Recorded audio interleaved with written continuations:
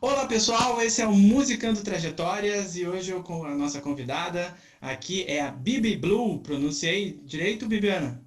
O Bibiane? Perfeito, Bibiana mesmo. Bibiana, tá certo. Bibi Bibiana. Blue com a gente aqui. Boa noite, bem-vinda. Boa noite para você também. Obrigada pelo convite e é uma honra para mim estar aqui hoje. Então, primeiramente, eu queria te perguntar aquela pergunta clichê, né? De como a música entra na tua vida, assim. Então, para mim, ela entrou de uma maneira, digamos, não tradicional, né? Eu normalmente quando você vê ou tu faz, tu deve ter feito entrevistas de pessoas de músicos ou de musicistas e você sempre, comecei desde pequena, ou tinha músicos na minha família, ou eu entrei desde pequena num conservatório, nada, né? Não tem músicos na minha família. Eu sou a primeira, eu sou autodidata, não foi uma coisa que eu descobri cedo, né? Eu já era mãe quando descobri que eu cantava. Eu tenho só 15 anos de carreira, é pouco, né? Uhum. Parece muito, mas é muito pouco. E aí eu morava em Florianópolis na época, eu vim morar no Brasil com 15 para 16 anos, mais ou menos. Eu não sabia falar português, mas eu queria me desvencilhar da minha vida, liberdade juvenil, né? Vamos sair de casa e vamos sair do país sem falar português, né? Então, eu lembro que minha mãe me disse isso: você não sabe nem falar português e não terminou seus estudos. Eu disse, mas eu vou mesmo assim. E aprendi a falar português no Brasil, eu fui direto para Florianópolis. E eu tinha amigos músicos, vizinhos músicos, que eram inclusive uma galera de Pelotas.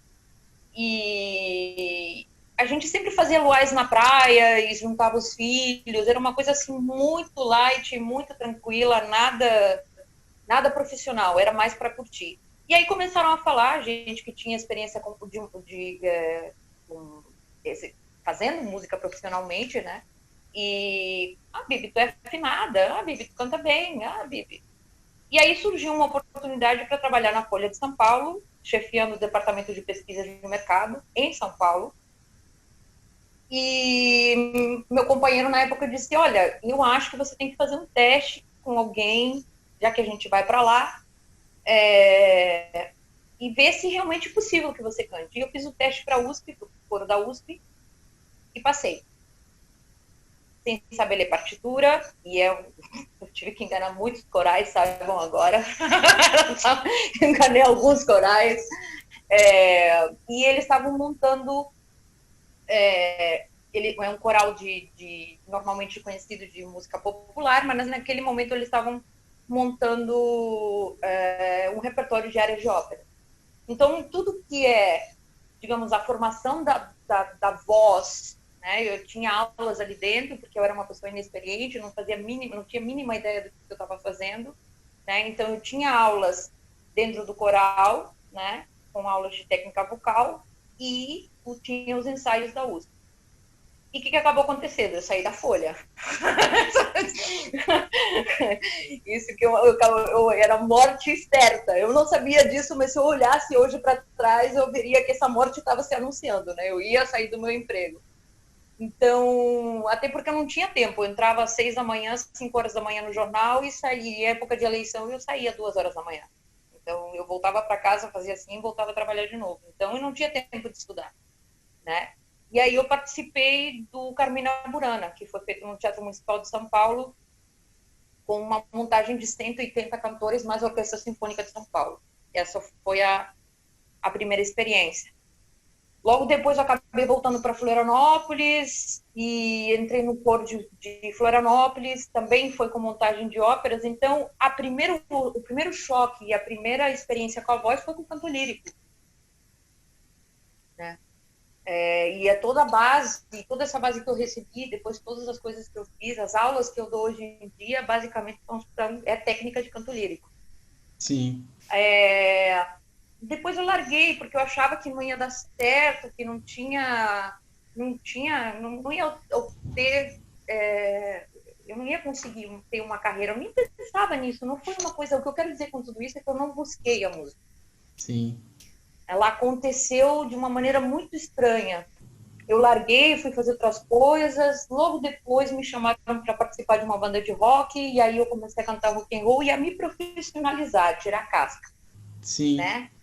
A entrar nos barzinhos, fazer barzinho, enfim. Então, tipo, pelo que eu entendi, tipo, a Folha de São Paulo foi meio que esse trampolim, tu foi para trabalhar na Folha e as coisas foram acontecendo a partir desse contexto, assim. Exatamente, exatamente. Eu trabalhei 6 meses para a Folha.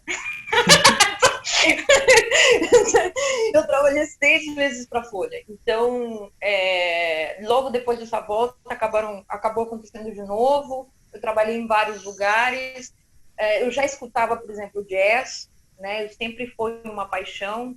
Antes de eu me considerar uma cantora e uma pessoa que trabalha com música, eu me considero uma amante da música, né? Eu sou um amante, eu amo música. Então, ela foi acontecendo de uma maneira bem singela, bem sutil, e ela foi me levando para diversos caminhos. Naquele momento, eu já escutava jazz. E eu tinha essa vontade, eu já cantava algumas coisas em casa, meio que sem compromisso, sem nada, só pelo puro prazer de estar fazendo isso. E só veio acontecer muito tempo depois dos festivais, muito tempo depois outras coisas. Então foi de uma maneira muito incerta, né? Não foi uma busca, é isso que eu quero dizer. Isso aí seria uma metamorfose, assim, não foi uma coisa muito planejada, né? Então Não foi aconteceu. planejado. E eu acho que é uma eterna construção, eu acho que você nunca fica pronto. Quanto mais, às vezes acontece, e quanto mais você estuda um determinado estilo, ou quanto mais você estuda uma música, mais longe dela você está, né? Então, às vezes o cara tem que largar ela um pouco e relaxar a cabeça, passar um tempo para depois retomar e ver que de fato você aprendeu alguma coisa, mas mesmo assim você está distante. Então, eu tive uma relação com a música muito de... Eu não sei como...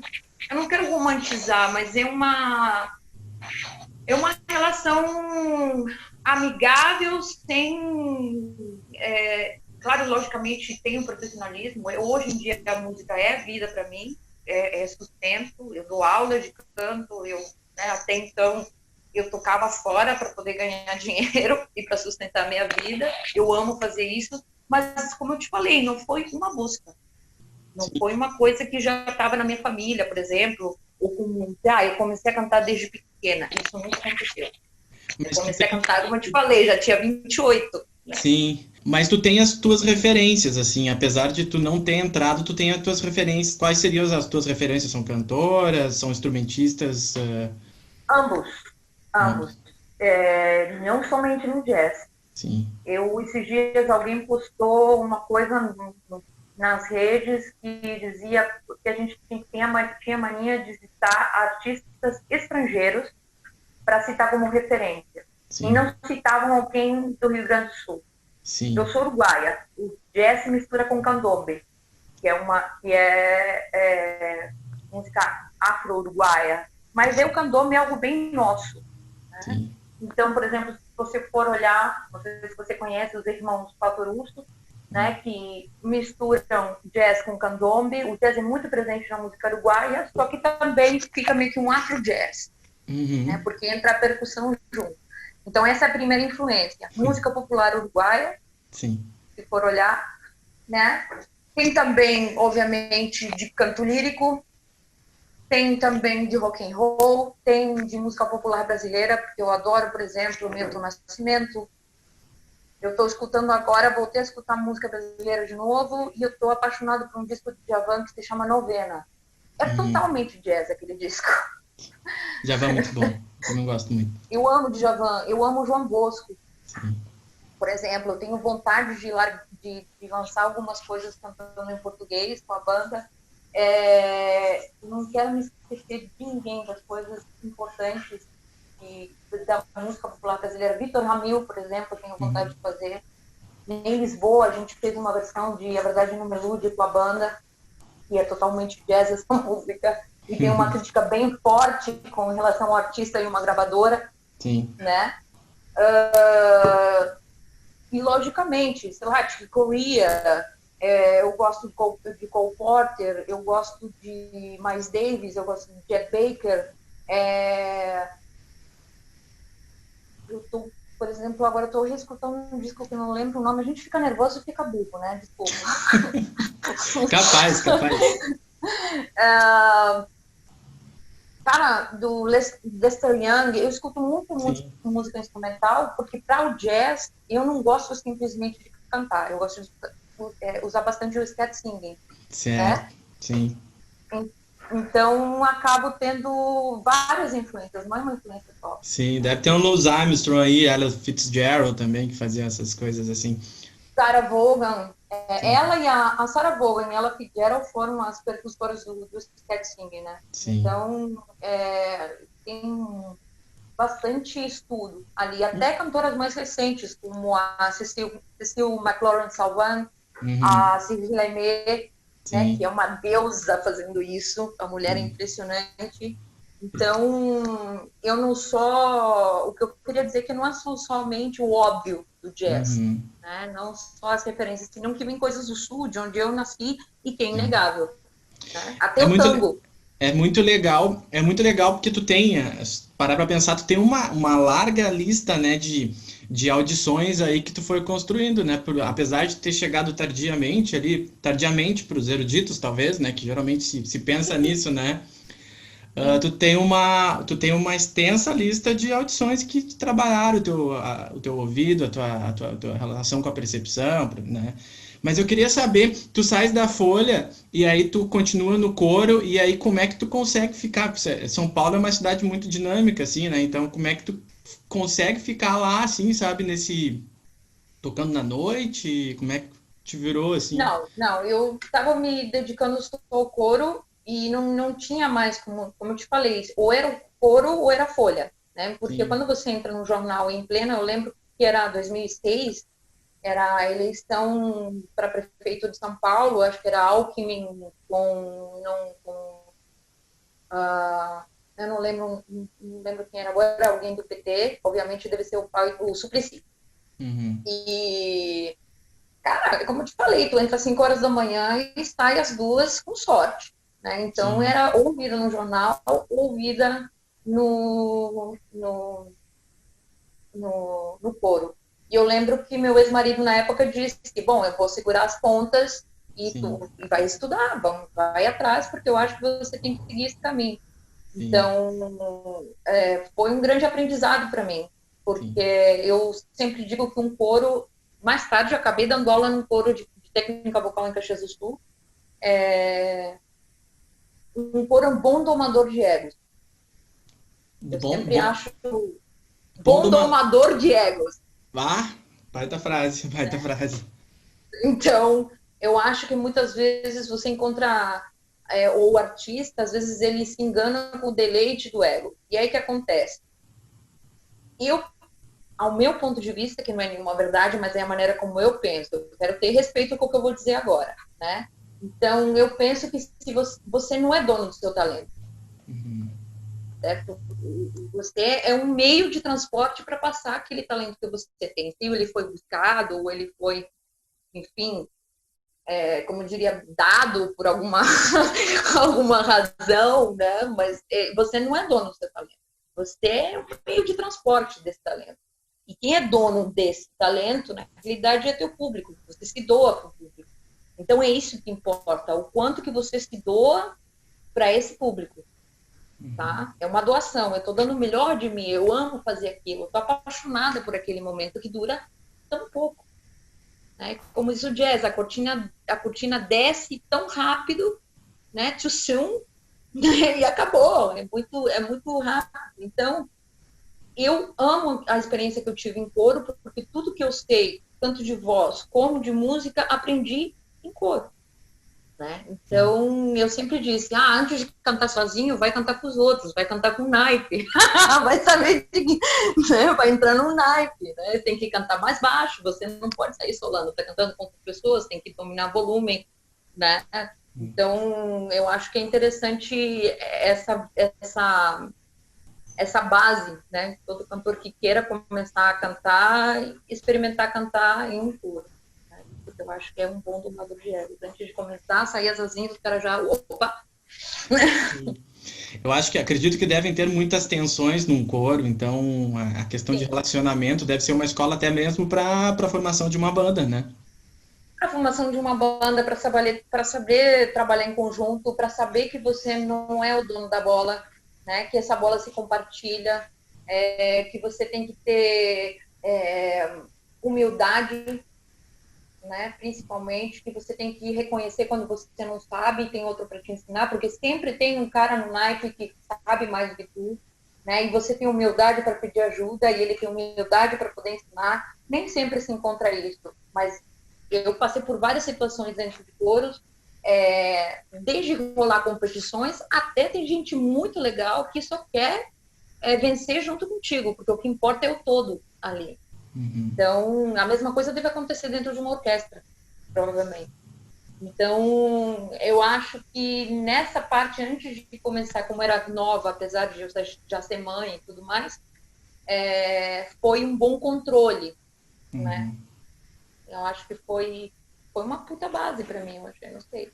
Sim. Então tu tá fazendo duas coisas aí, que são as aulas de técnica vocal, né, e o conhecimento que tu tem entre colegas, assim, né, que tu tem todas essas trocas. E aí eu vou te perguntar, como acontece a música popular, assim, porque tu me traz a tua experiência no coro, né, com áreas e com tudo mais, até o barroco, a área tem muito a ver com o scat singing, se tu parar pra pensar, aquela questão melismática, né, mas, e aí, como que acontece a música popular, assim, na parte da performance, assim, né? Porque tu já ouvia música Então, popular, né? eu já ouvia música popular, eu acabei saindo do coro, né? Saindo do coro já em Florianópolis, que era um coro de Floripa mesmo. Também se fez montagem de ópera. E aí meio que eu larguei, eu disse, não sei se é isso que eu quero. E bem de gente imatura, que não sabe o que quer, eu acabei saindo. E eu fui em outro trabalho, fui viver minha vida, até que me chamaram para tocar numa banda de rock. Eu disse, olha, gente, eu só, né, conheço, né, lógico, sempre fui rock and roll, rock clássico. Eu não sei se eu consigo fazer isso. E quando me vi, estava tocando em todas as casas de Floripa, Led Zeppelin, The Doors. Então foi isso que me deu, digamos, um palco. Sim. Que eu não tinha. À noite, que às vezes é muito cruel com música, né? Exatamente. Acho que vamos chamar a nossa primeira música e aí a gente entra nesse debate da noite muito cruel com o músico, que é bem interessante também trazer, né? Just One of Those Things, que é do Cole Porter, de 1935. Ele vem, na realidade, ele não é um standard, ele vem de um musical da Broadway, se chama The New Yorker. The New Yorkers, é isso. Sim. E, na realidade, eu não quis mostrar coisas com a banda, tá? Que são coisas mais antigas, tem coisas de 2018. Eu quis mostrar como a gente está fazendo música agora. Então, quem fez a trilha é o André Viegas, tá? E claro que tem no YouTube também a música com a banda, na época como quinteto, mas eu quis fazer só eu e a trilha, tá? Eu achei que era importante mostrar como é que a gente está fazendo música agora. Tá bom, então com vocês aí o trabalho, a produção da Bibi Blue.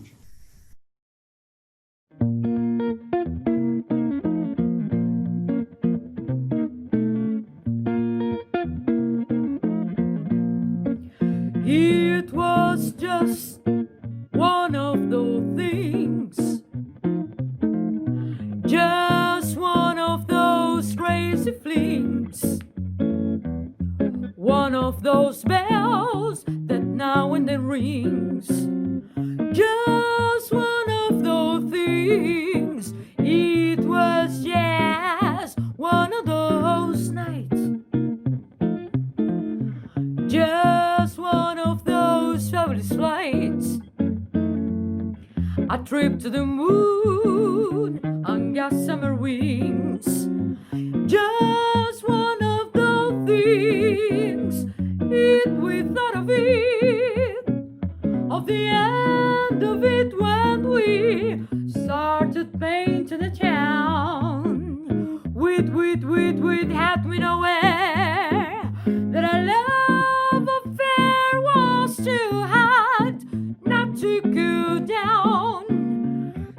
So goodbye, goodbye, goodbye, dear and Amen. He's helping with me now and then.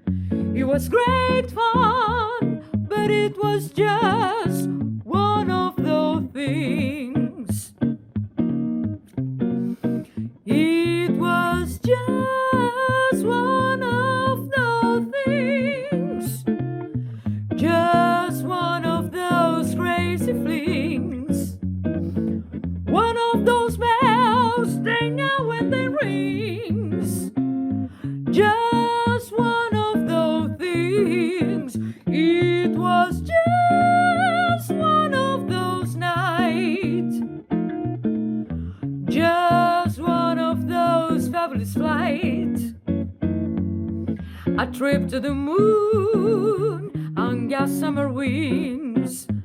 Just one of those things. We thought of it, of the end of it when we started painting the town. With hat we nowhere that our love affair was too hot not to cool down. So goodbye, good luck, goodbye, dear and Amen. He's helping with me now and then.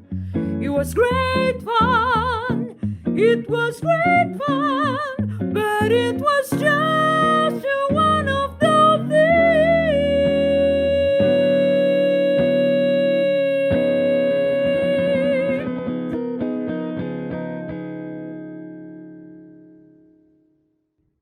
Olá, pessoal, esse é o Musicando Trajetórias. Você acabou de ouvir Just One of Those Things, ela é de 1935, do musical New Yorkers.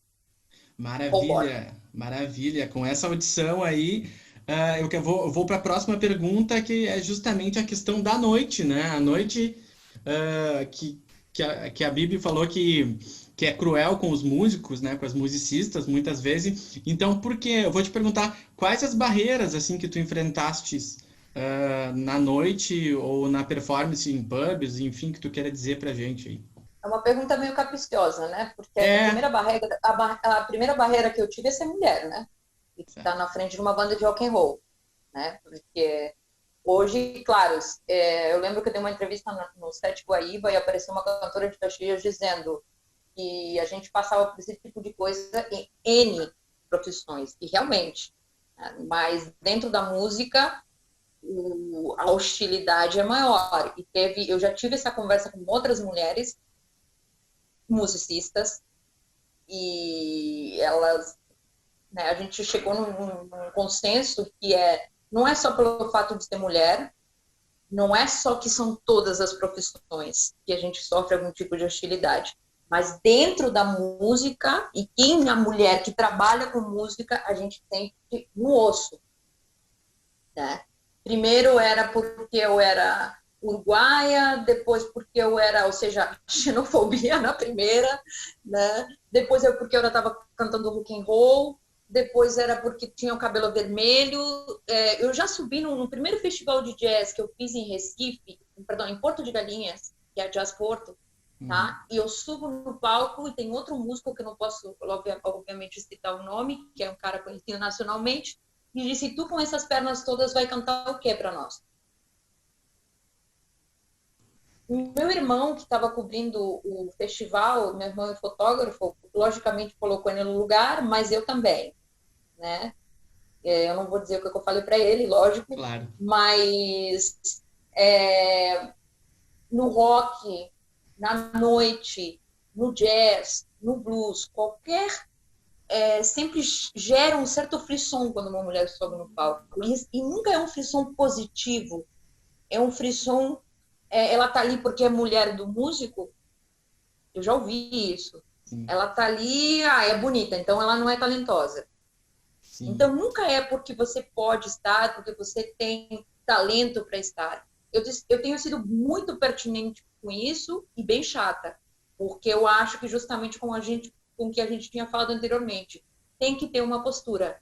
nossa, não adianta a gente eu reclamar de determinadas atitudes, perdão, e não me impor de alguma maneira, não uma postura hostil ou agressiva, mas uma postura firme, e não de defesa, dizer, ei, não é bem assim. Né? Então, dentro do jazz, eu passei isso muitas vezes, vindo de músicos, querendo discutir até que o A e o B, por exemplo. Não é bem assim. Não, como assim? Não, peraí. Discutir... mas porque a cantora ela deve cantar só os standards, não canta coisas mais complicadas. Uhum. Como se cantar fosse uma coisa fácil. Tem o desmerecimento da mulher que toca e tem o desmerecimento mais ainda da mulher que canta, que não toca um instrumento. Então, ali dentro do próprio machismo, tem a própria divisão entre esses segmentos, né? Da mulher que toca, da que é musicista, e da mulher que canta. Então, por exemplo, agora eu vou lançar 2 vídeos com 2 baixistas muito porrada, né? Com músicas do Chick Corea, por exemplo. Porque se canta Fly Me to the Moon, então ela é um cérebro, né? Então, acontece isso. No último festival que a gente fez com a banda, eu fiquei muito feliz quando eu vi uma mulher operando a mesa de som do palco principal, e eu fiquei assim, olhando para ela, assim, meio com tocando aquela música. Sim. E eu disse... Super comovida, né? Comovida, eu disse, posso te falar uma coisa? Ela disse, pode, eu estou muito feliz em te ver nesse lugar. Sim. E ela me deu um abraço e disse, eu estou feliz em te ver onde você está. Eu estou feliz em te ver no palco. Então, voltando à pergunta, né, de começar na noite, de tirar a casca, muitas musicistas, muitas cantoras passam por muita coisa que não está ligada à profissão. A gente adapta o machismo na profissão, porque infelizmente faz parte desse mundo estrutural, né? Mas não deveria. Então, muitas vezes, como diz Elis Regina na última entrevista dela na televisão, muitas vezes a mulher ela tem que tomar uma postura mais firme, mais agressiva, mais masculinizada, para fazer espaço. Por quê? Porque eu não posso ser quem eu sou. Né? Eu fui falar isso também num festival, no final do ano passado. Eu estava cantando no Garibaldi Vintage, que é uma festa na rua, muito bonito o lugar. E eu cantei numa varanda, assim. E aí, né, foi muito legal, enfim, eu disse por mais mulheres na música. Os músicos que estavam embaixo, o cara fez assim, ó, como dizendo, essa chata de novo. Por que isso? Mas deixa eu te perguntar, tá saindo... Tá. Tu acha que isso é algo que vem mais, que parte dos músicos, que parte do público? Qual é que é a tua Eu acho que é ambos.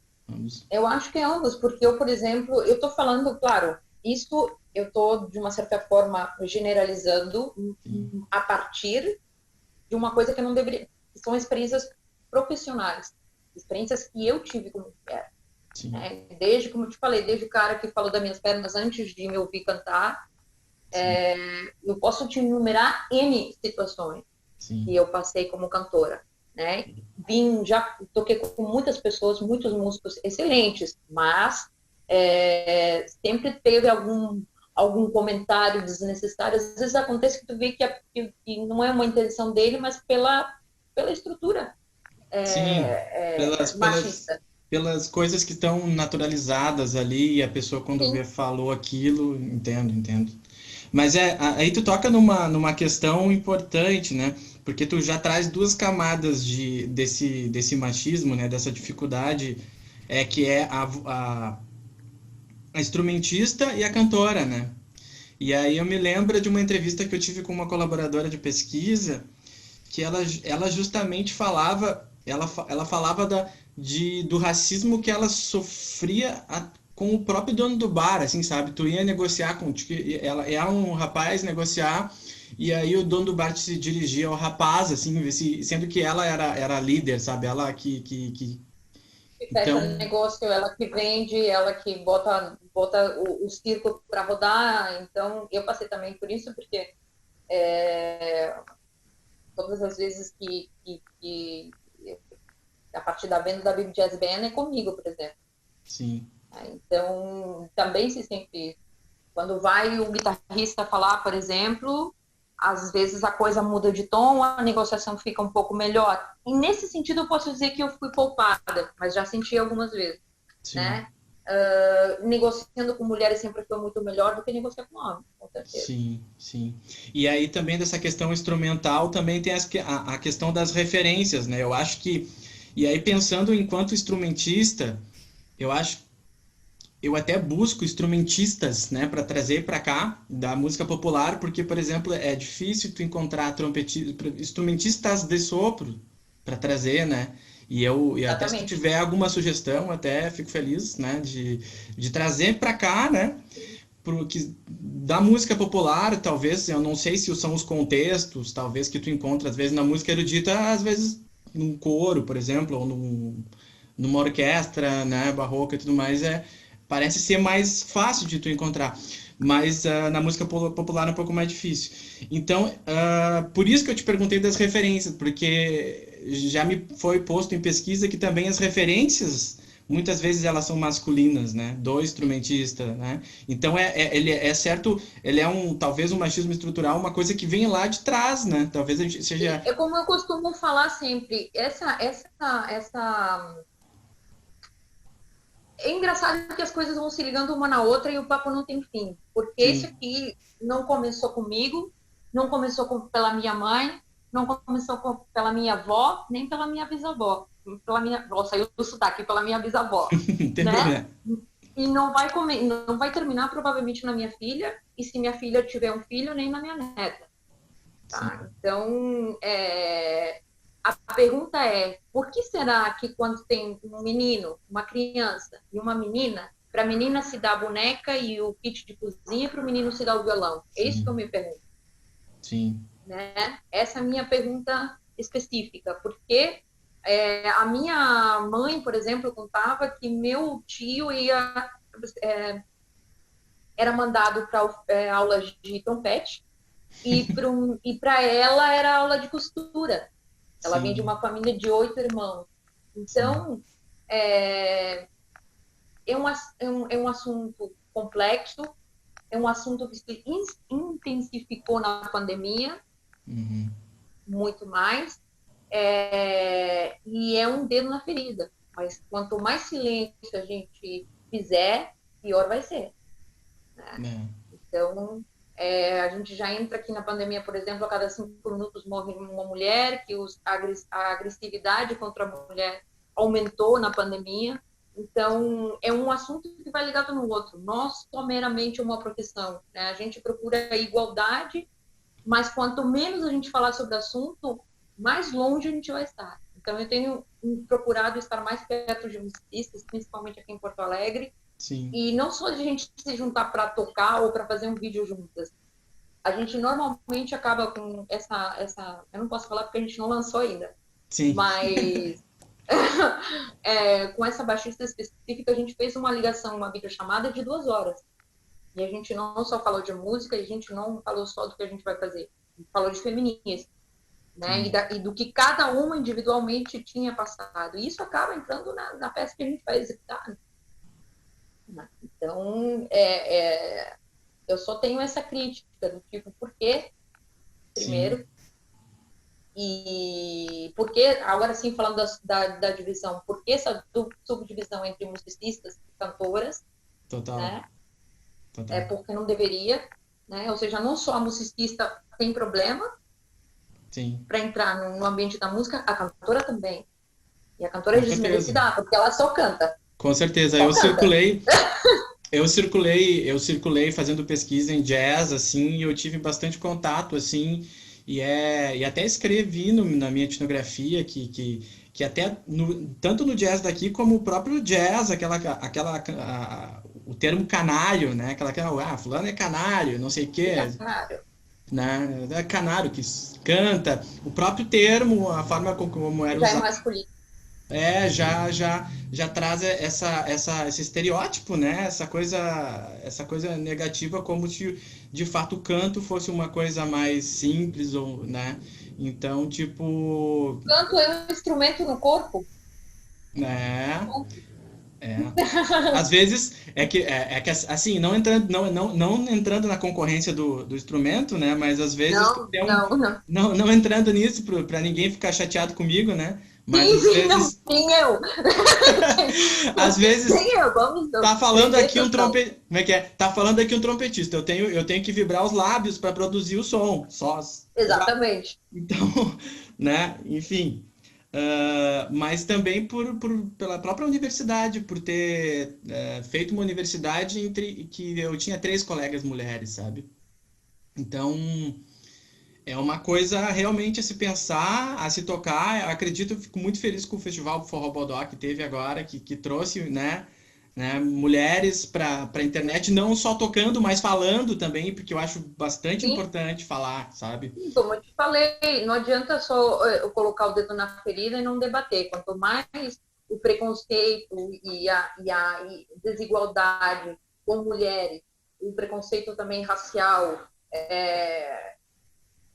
se fala, bom, agora na pandemia isso ficou muito à flor da pele. Então, quanto mais a gente não falar do problema, mais problemas vamos ter, né? Então, a gente vive num momento onde se, desculpa mais uma vez eu botando o dedo na ferida, um momento onde o ódio, como é que eu poderia dizer em português isso, mas a gente está exaltando a estupidez em todos os sentidos, né? A gente está exaltando a maldade.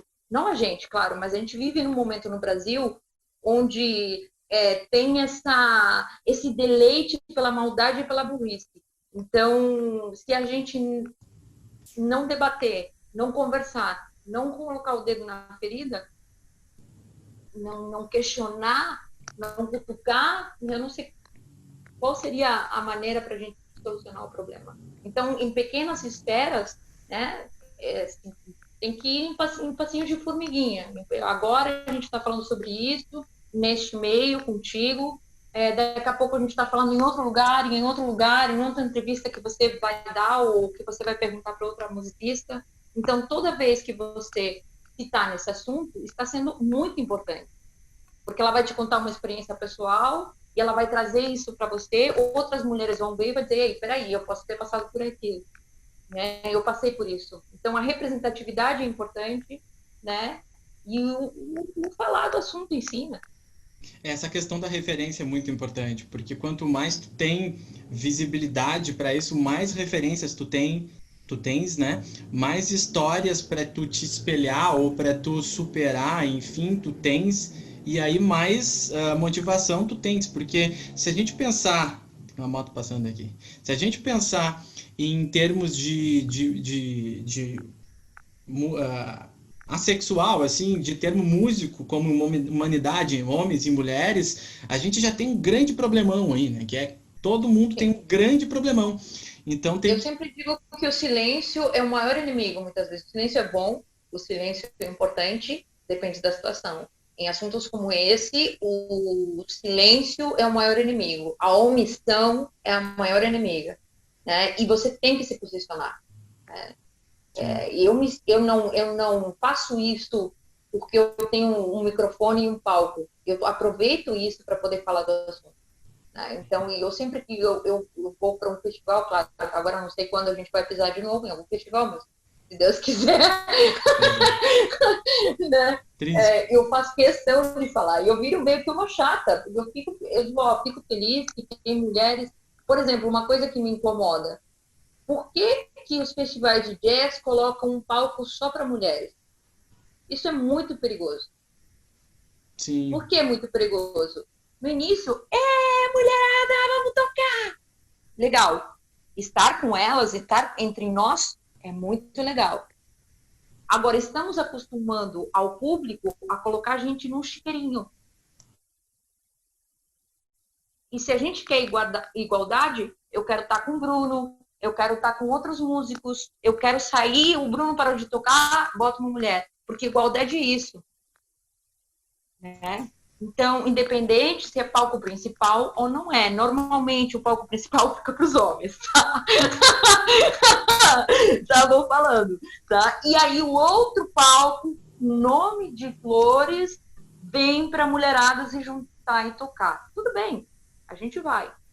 Sim. Mas Eu acho que cai acostumar na um questão. Eu acho que cai na questão da exotização, né? Acaba sendo mais perigoso ainda pela exotização, né? Então, é o que eu disse da última vez, a gente está acostumando o público e músicos e organizadores de festivais a colocarem a gente num chiqueirinho. Sim. Um chiqueirinho poético. Né? Então, se a gente quer igualdade, eu tenho que lutar por um espaço que eles estão. Exatamente. Eu quero entrar depois deles. Né? Então, esse último festival que a gente fez foi muito legal, porque teve mulheres no seu set inteiro. Os 2 dias de festival teve mulheres no palco principal, e era assim, entrava um homem, entrava uma mulher, saía uma mulher, entravam homens, grupos de homens com mulheres. Então, é isso que a gente quer ver. Eu acho muito legal tu tocar nisso, né? Porque isso é uma dúvida, né? Uma questão que eu tenho, que eu vejo na internet, assim, e às vezes para o homem é um pouco delicado. Quando se é uma entrevistadora mulher, a conversa flui de um outro jeito, como tu falaste ali na própria performance, né? É outra conversa, outra maneira. No meu caso, eu tenho que ter mais, digamos, trato para perguntar da maneira correta. E eu fico muito feliz que tu tocou nesse assunto do chiqueirinho, né? Que tu diz, né? Eu botei o chiqueirinho e a mulherada da risada disse, vamos pro chiqueirinho, né, cara? Estamos acostumando a galera mal. Porque não deixa de ser uma exotização e a distância, né? Tu aumenta a distância, tu acaba separando e aí tu não tem uma igualdade quando tu tá um excluindo o outro ou botando... Exatamente. Né? Se a música une pessoas, quando que a separação e a divisão na música, claro, se for olhar tecnicamente, ok. Mas assim, na parte mais física, quando que a divisão na música fez sentido? Se fazemos música juntos, claro, você pode fazer sozinho, tudo bem, tudo que tu quiser. Mas quando se fala em termos banda, festival, é para a gente compartilhar todos nós do nosso talento e a exposição desse talento de todos nós que estamos fazendo parte ou de festival, ou enfim, ou de um show. Por que essa divisão? Sim. Se o que a gente tem de melhor é fazer junto. Então, talvez eu tenha uma visão muito romântica da coisa. É a tua visão, concordo também em muitas coisas que tu diz aí, fico feliz por tu trazer, né? Já que a gente está falando de fazer música juntos, então esse vai ser o tema do nosso próximo bloco, e eu vou pedir que tu chame nosso segundo clipe, a nossa segunda música aí, que tu vai apresentar para o pessoal. Ok, deixa eu ver, eu acho que agora eu lembrei, é Feeling Good, certo, de Anthony Newley, de 1964, ele vem de um musical chamado The Smell of the Crowd, conhecido logicamente pela Nina Simone. A gente fez uma versão com a Bibi Jazz Band, que é um funk de jazz. Birds flying high, you know how I feel. Sun in the sky, you know how I feel. Breeze drifting on by, you know how I feel. It's a new dawn, it's a new day. It's a new life for me, yeah. It's a new dawn, it's a new day. It's a new life for me. Woo! And I'm feeling good.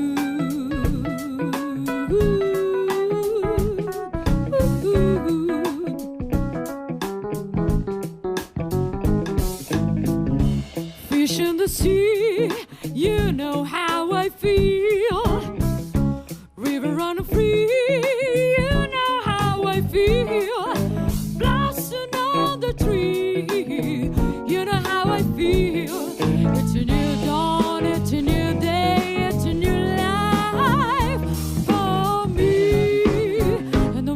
feeling so good. Dragonfly out in the sun, you know what I mean, don't you know? Butterflies so having fun, you know what I mean. Sleep and peace, one day it's on, that's what I mean. In this old world, in the new world, and a better world for me. I'm feeling good.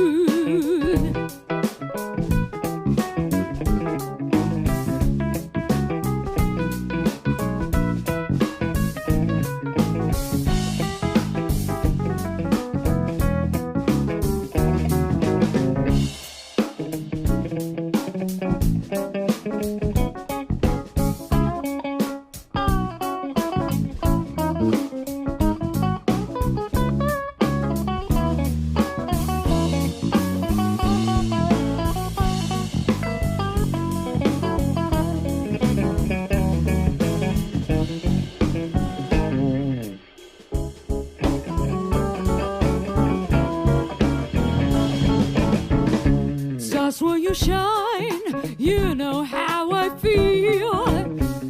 Seems of the pine, you know how I feel. What freedom is mine, and I know how I feel. It's a new dawn, it's a new day, it's a new life for me.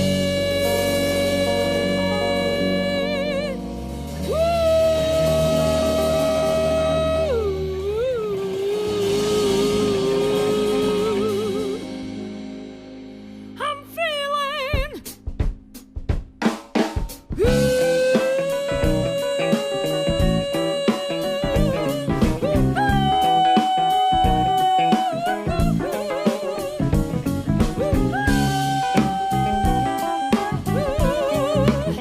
I'm feeling so good.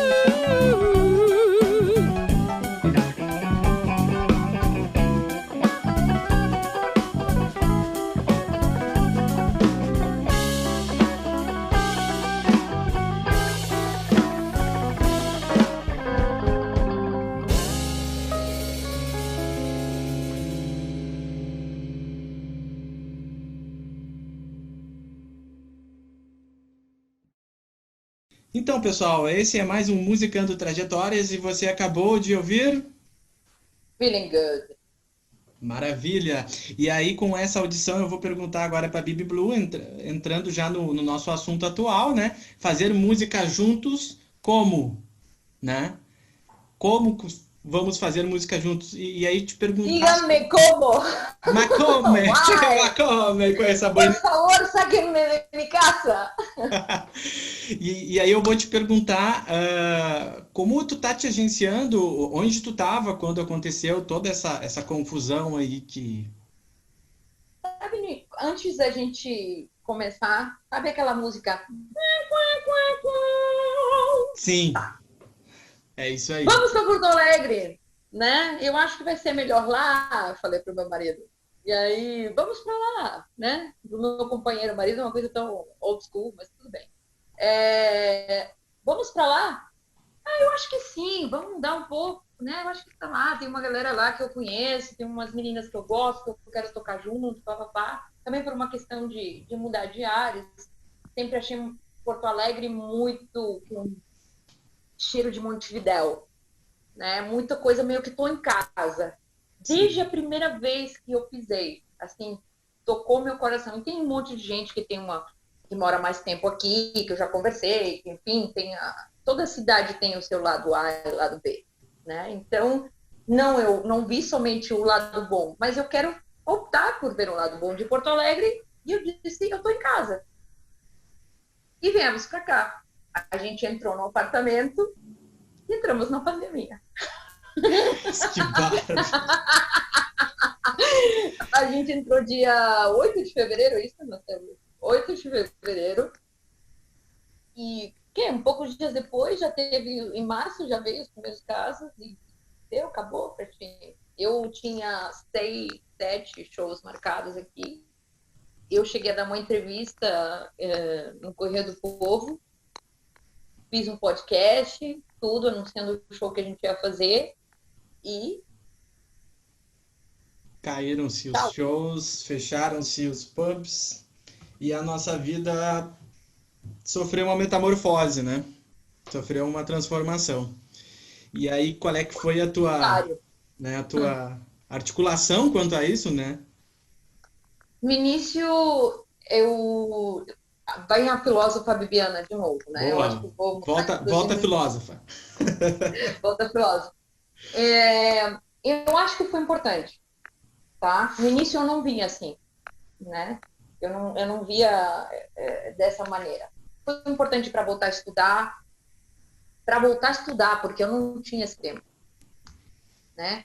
Eu pude me dedicar a mim, como musicista, como estudiante e como mulher, porque eu não tinha nenhum desses 3 tempos. Eu só era mãe, professora, ponto final, cantora.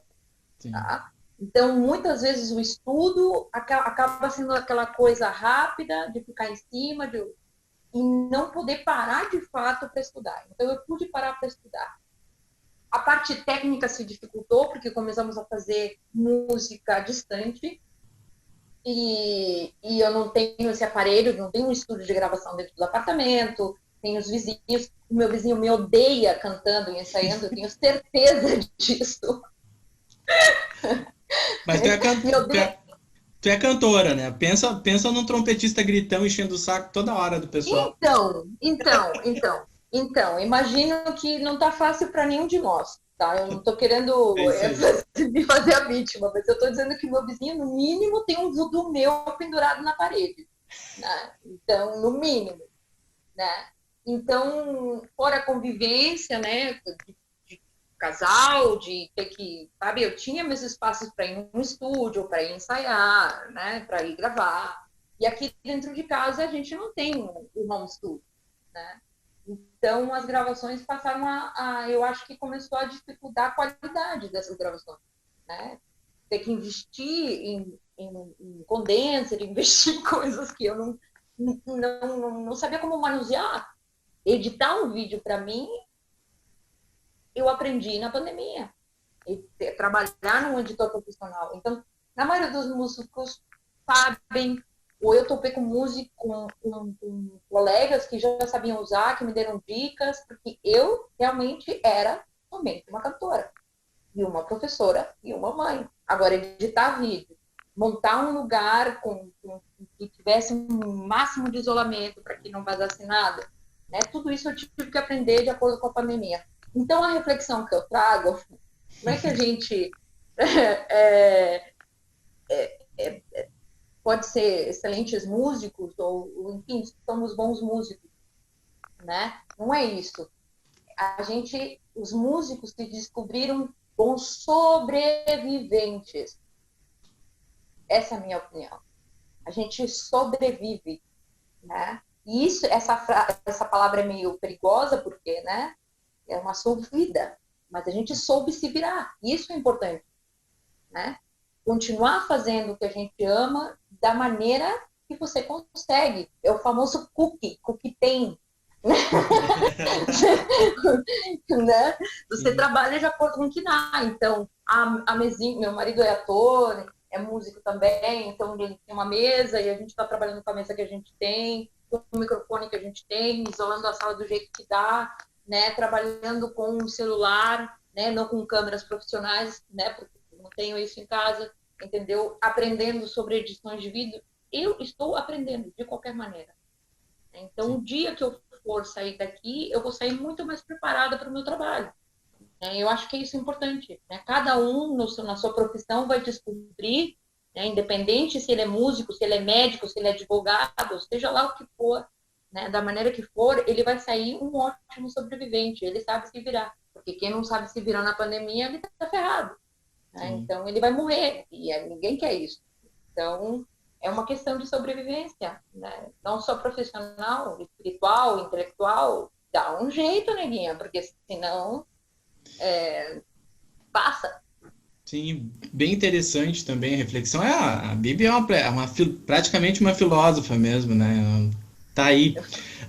Mas é interessante isso, porque tu traz várias coisas, assim, só para organizar, assim, tu traz uma questão de produção, que muitos já começavam a fazer, mas outros não se tinha esse tempo, e aí eu acho que é um pouco da sociedade também, a sociedade que corre, que não tem tempo às vezes para comer, come no carro, ou come no ônibus, ou indo para o trabalho e voltando para cuidar das crianças. Então é um pouco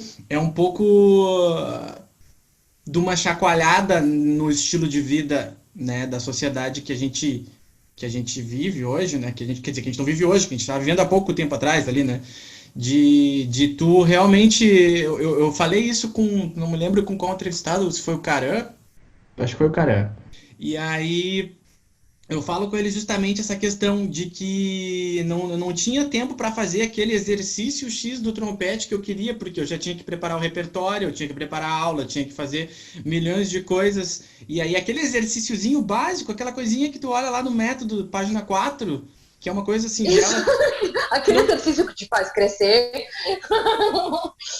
tu não Tá consegue, tu não parado lá. consegue pegar porque tu tem que matar um leão todo dia, né? E aí a faca, né? Exatamente. A gente come. E eu vou te dizer uma coisa. Eu não quero ir muito para trás, mas pensa uma vida de mero mortal. Mãe dando aula, preparar aula, sempre, tá? Vender show, fazer, né, toda a parafernália que tem, né, de venda de show, mostrar material, gravar material, programar novo material para poder lançar, ensaio, show, volta para casa, cuida de uma... Né, agora minha filha decidiu morar com o pai, mas até então, a minha filha sempre morando comigo, então resolver as coisas da escola, resolver as coisas de estudos dela, a vida dela também junto com a minha, né, então esse tempo desses exercícios que ficam parados na estante de partitura ou no teu canto de estudo, que é justamente aquilo que te ajuda a evoluir tecnicamente, ele fica parado. Né? Então, serviu tudo isso para você parar, de fato. Disseram para a humanidade, easy. Sim. Né? E eu vai, engorda uns quilos, fica tranquilo. Eu acho ainda por cima e esse é muito particular, que também tem uma questão de reflexão até de ritmo de sociedade, sabe? De daqui a pouco, eu não sei se eu pudesse jogar uma teoria para a volta, ou jogar uma teoria do que eu gostaria para a volta, né? É justamente essa equalização do ritmo da sociedade, que é um pouco não voltar demais para aquela loucura que a gente está e começar a dosar, porque tem certas coisas, por exemplo, que determinadas reflexões, se tu parar, hoje tu olha o noticiário, e aí tem um cara, tu entra na Globo, Band, qualquer coisa, tem alguma pessoa... de horrores, total. Mas tu pensa a produção daquilo, tu tem uma pessoa, uma outra pessoa que está no Acre, outra pessoa que está em Sergipe e outra que está de Santa Catarina, que teriam que pegar aviões para ir até aquele lugar, sabe? Então, assim, para mim a informação continua sendo a mesma, sabe? Então, assim... Eu acho que aí já entra em outro assunto, porque tu diz a informação é a mesma, mas é a informação do imediatista. É tudo agora. Claro, claro. Não, eu digo... Isso é perigoso também. Sim, não, eu digo a nível de produção. Então assim, tem coisas que não tem mais a necessidade de, tipo assim... Vou fazer uma reunião rápida, sabe? Ligou, falou, deu, vai estudar o teu instrumento que está aqui do lado, sabe? Exatamente. Então são coisas equalizações que eu acredito que talvez vão acontecer ou não, entendeu? Então são coisas que é muito difícil hoje tu falar também que são coisas boas da pandemia, porque a pandemia é uma situação terrível, né? Uma situação que muita gente está sofrendo, né? E os músicos... E aí tem outra questão que tu falaste aí, no meio do teu discurso, que eu captei, que também o músico, ele sempre esteve numa saia justa, assim, né? Ele sempre esteve numa situação difícil de não proteção do emprego formal, daquela coisa toda. Então, assim, a criatividade, né, para propor novas coisas, também é um capital nosso, né? Do músico, da musicista, que que alguns agora estão se forçando, né? Sim, A trabalhar com isso, né? sim. Segue? Pode falar. Não, a única coisa que eu queria colocar é que realmente a pandemia é algo extremamente, logicamente, negativo, porque logicamente compromete a saúde de todos nós. É, mas eu acho que você na vida tem duas opções. Ou você enxerga pelo lado negativo e somente pelo negativo, ou você escolhe olhar pelo lado positivo. E eu sempre fui uma pessoa extremamente pessimista, confesso. A pandemia conseguiu, inclusive, que eu virasse o polo, Sim. de certa forma. Então, poder ver que tá trancado em casa, sendo que eu não ficava nunca em casa, e que por mais que agora esteja parecendo algo insuportável, é bom. Você tem tempo para você, para parar, para pensar, para olhar, para definir, para se organizar. E como tu mesmo falou, quando voltar, pensar se realmente vai voltar nesse ritmo frenético, loucura, vai, sei lá, Caxias do Sul, Porto Alegre, não sei, outra cidade, volta, dá aula, que nem máquina. Muitas vezes você não observa aquela situação toda e não ter tempo para você, tempo para minha filha, tempo para as pessoas que eu amo. E às vezes eu saía daqui 6 horas da manhã, 5 horas da manhã, já morando em Porto Alegre, eu saí para dar aula em Caxias, nem eu voltava 8 horas da noite. Então, foi bom para a gente saber que a gente sobrevive, para se virar mais do que nunca, para tomar uma postura, para aprender sobre coisas novas, para cuidar da gente, cuidar da tua vida como indivíduo. Então, eu acho que isso foi extremamente bom. De alguma maneira, não veio à toa. Eu falei hoje para o meu marido, eu disse, olha, se um dia a gente... Eu vou falar para os meus netos, minha avó participou da pandemia de 2020, minha avó estava viva. Que Vai ser um bárbaro. evento. Vó, conta para nós como que foi a pandemia, sabe? Como é que foi fazer música na pandemia? Então, Sim. assim, é isso. E sair da melhor forma, ou sair mais louco do que nunca, porque eu acho que eu faço parte desse time. Mas enfim, né? Tem que ter um pouco de loucura para poder se adaptar a toda essa situação mesmo que a gente está vivendo, né? É uma baita de uma qualidade, na realidade, nesse termo, é a loucura, né?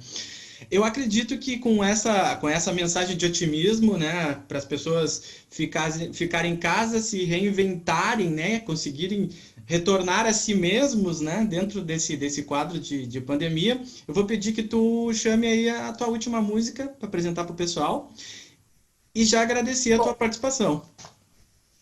isso aí. Primeiro, bom, eu quero agradecer o teu convite. Eu acho que a gente falou de coisas bem importantes. Sabia que ia ser uma entrevista muito legal.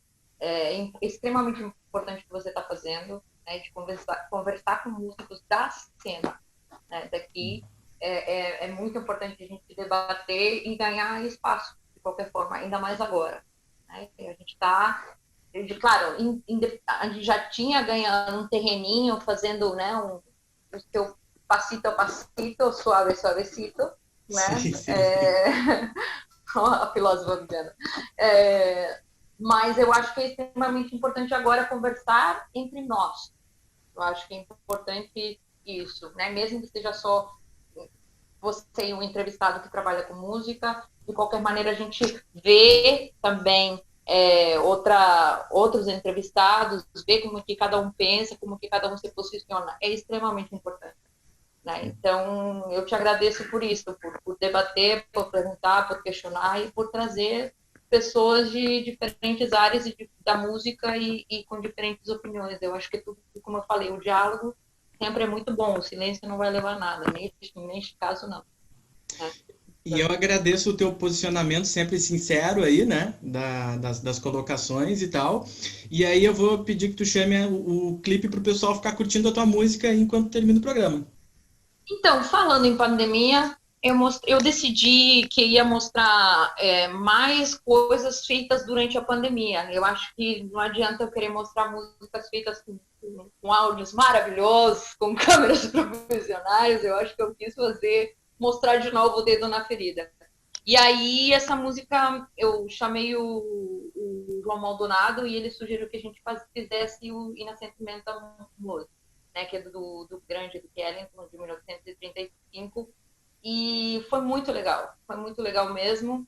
Então, é isso. Tem uma com a Bibi Jazz Band de 2018, tem outra música eu fazendo sozinha em casa com a trilha do André Viegas, que é guitarrista da Bibi Jazz, e outra com o João Maldonado e na Sentimental Music. Ficamos por aqui, esse foi o Musicando Trajetórias e agora você fica com a audição da Bibi Blue e o João Maldonado. In a sedimental mood,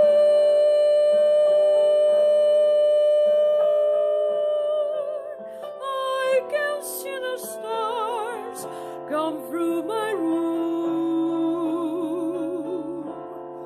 while your loving attitudes is like a flame that lights the gloom when the wings on every kiss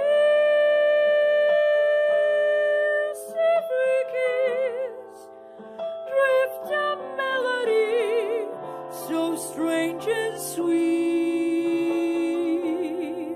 in this sentimental bliss. You make my paradise complete.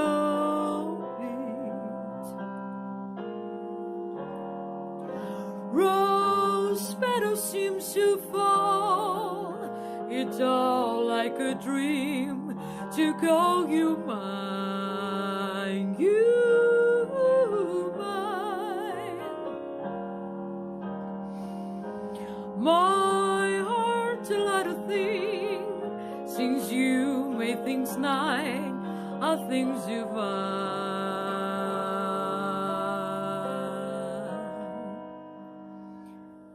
In a sedimental mood, I within a world so heavenly, for I never dreamed that you, beloved, sentimental me.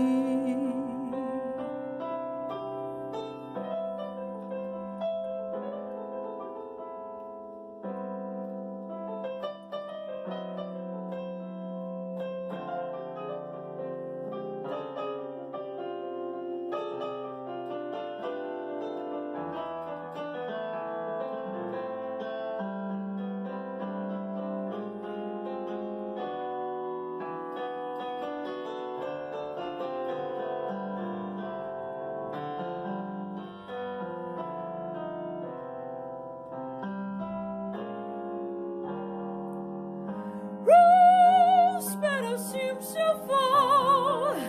It's all like a dream to call you mine, you mine. My heart's a lot of things, since you made things nine, are things divine.